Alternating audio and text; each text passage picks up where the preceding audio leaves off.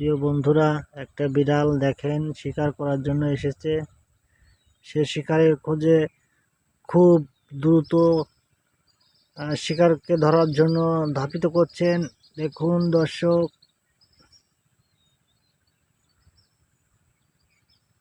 শিকারটা অবশ্যই পেয়ে গেল। দেখা যাক দর্শক,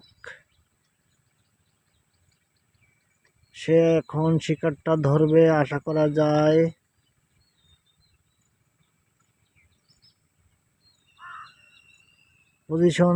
পজিশন ওভারলোড। দেখা যাক ক্যামেরায় পাচ্ছে না ঠিক মতন। অবশেষে বিড়ালটা কি শিকার ধরতে পারবে কি না? পজিশন নিচ্ছে, আশা করা যায় বিড়ালটা শিকার ধরেই ছাড়বে।